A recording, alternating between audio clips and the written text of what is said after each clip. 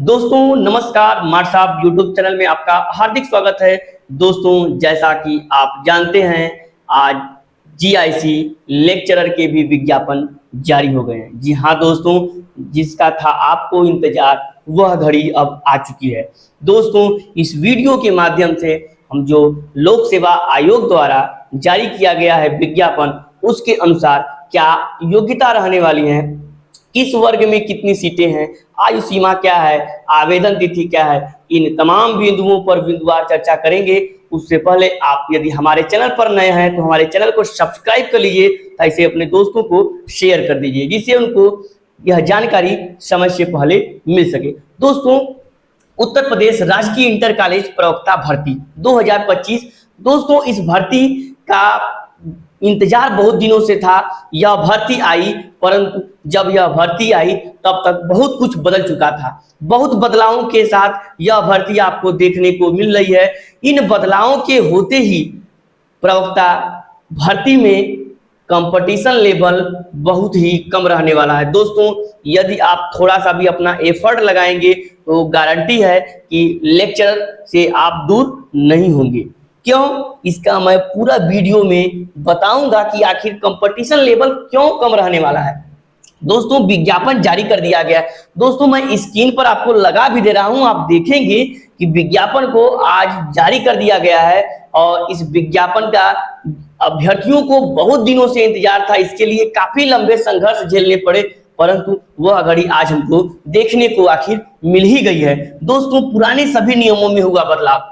दोस्तों पुराने सभी नियमों में बदलाव कर दिया गया है। आप इसके पहले जो भी 2020 में भर्ती आई थी उसमें आपने देखा होगा कि केवल जिन्होंने मास्टर्स डिग्री किया था या यूं कह लीजिए जिन्होंने स्नातक डिग्री किया था वह उत्तर प्रदेश में राजकीय इंटर कॉलेज में प्रवक्ता बनने के लिए योग्य थे। परंतु जब आज विज्ञापन आया है तो उसमें सब कुछ बदल गए हैं। अभ्यर्थियों की संख्या ही एकदम कम हो गई है। जैसे कि सभी अभ्यर्थियों को इंतजार था, परंतु सभी अभ्यर्थियों के मंसूबे परवान नहीं चढ़ पाए। दोस्तों यदि आपने नए बदलावों को देखा होगा तो उसमें साफ साफ स्पष्ट कहा गया है कि यदि आप परास्नातक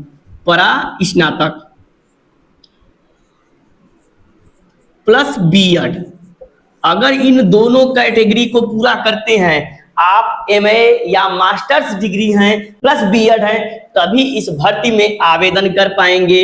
नहीं तो इस भर्ती को आप दूर से ही देख करके चले जाएंगे। यह भर्ती आपका किसी काम का रहने वाला नहीं है। लेकिन यदि आपने मास्टर्स डिग्री किया है और आपने बीएड किया है तो आप इस भर्ती के लिए योग्य हैं। दोस्तों इसके बाद भी क्राइटेरिया है।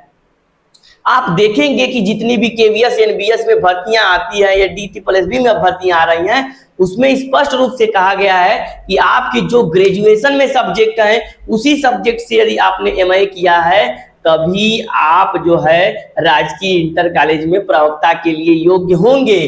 परंतु उत्तर प्रदेश में राजकीय इंटर कॉलेज की जो प्रवक्ता भर्ती आई है उसमें ऐसा कुछ नहीं है।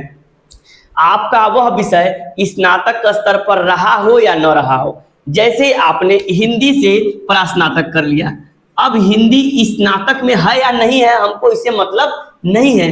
आपका हिंदी स्नातक में नहीं भी है, अगर आप हिंदी से स्नातक प्लस बीएड है तो आप इस भर्ती के लिए योग्य हैं। कोई भी कैंडिडेट अब यह नहीं पूछेगा कि सर मैंने इस विषय से तो एमए किया है, एमएससी किया है, परंतु यह सब्जेक्ट मेरा ग्रेजुएशन में नहीं है। ग्रेजुएशन में वह सब्जेक्ट नहीं है, फिर भी आपने उस सब्जेक्ट से जो है कि पोस्ट ग्रेजुएशन किया है प्लस बीएड की डिग्री को धारण करते हैं तो आप निश्चित रूप से इस भर्ती के योग्य हैं। दोस्तों पहले केवल स्नातक था जिससे कि इस भर्ती में बहुत सी भीड़ हो जाती थी, परंतु बीएड के लागू होते ही लगभग कैंडिडेट 1/2 रह गए। आधे कैंडिडेट बाहर हो गए हैं, क्योंकि जो बहुत बड़े यूनिवर्सिटीज में पढ़ते हैं लड़के, जो बहुत स्कॉलर्स होते हैं वो बीएड की तरफ नहीं भागते थे पहले। उनका यह रुझान था कि हम मास्टर्स डिग्री करेंगे, नेट करेंगे, पीएचडी करेंगे और असिस्टेंट प्रोफेसर हो जाएंगे। वो बीएड की तरफ ध्यान ही नहीं देते थे। परंतु जब बीएड की डिग्री को इन्होंने जो है कि लागू कर दिया तो वो अब क्या हो गए, बाहर हो गए। पहले क्या था कि वो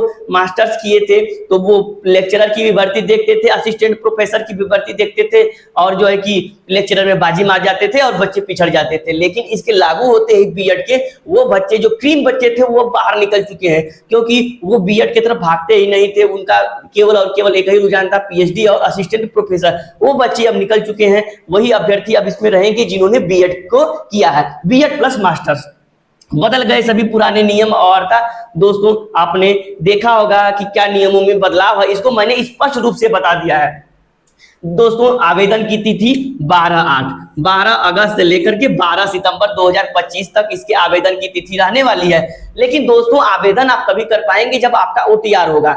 जब तक ओटीआर नहीं होगा तब तक आवेदन नहीं कर पाएंगे। दोस्तों यदि आज आपने ओटीआर किया है तो 72 घंटे के बाद अप्लाई करेंगे, परंतु यदि आपने ओटीआर नहीं किया है तो इस भर्ती का सपना नहीं देख पाएंगे। इस भर्ती का फॉर्म भरने से पहले आपको ओटीआर 1 टाइम जो है कि करना होगा।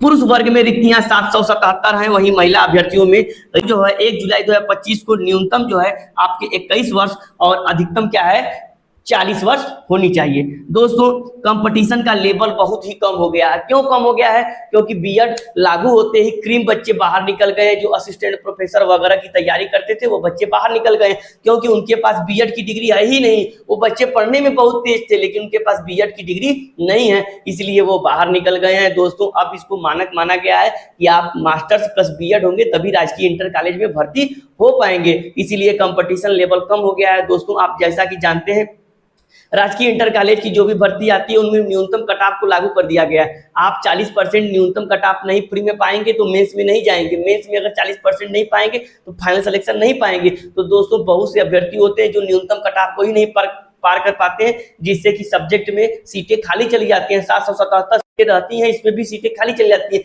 इसका रीजन यही है कि अभ्यर्थी 40% ही कट ऑफ नहीं पा पाते हैं। आप देखे होंगे कि उत्तर प्रदेश में अभी टीजीटी पीएचडी एडेड स्कूलों की भर्तियां क्या है चल रही हैं, जिसमें क्या है कंपटीशन इसलिए ज्यादा है कि सारे अभ्यर्थी सोच रहे हैं कि हमको केवल एक ही परीक्षा देना है। हम क्यों न बहुत विकल्पी वाला दे करके एडेड स्कूल वाला हम जो है कि टीजीटी बन जाए वही ग्रेड पे है, क्यों हम इस लफड़े में पढ़ने जाए एलटी ग्रेड, और क्यों जो हम जीआईसी लेक्चरर में मेंस देने जाए। बहुत से अभ्यर्थी दोस्तों होते ऐसे हैं कि जो बहुत ही अच्छा नॉलेज रखते हैं, परंतु उनको लेखन कौशल की जानकारी नहीं होती है, उनका लेखन कौशल बढ़िया नहीं होता है, इसीलिए वो प्रवक्ता भर्ती से क्या करते हैं, दूर भागते हैं।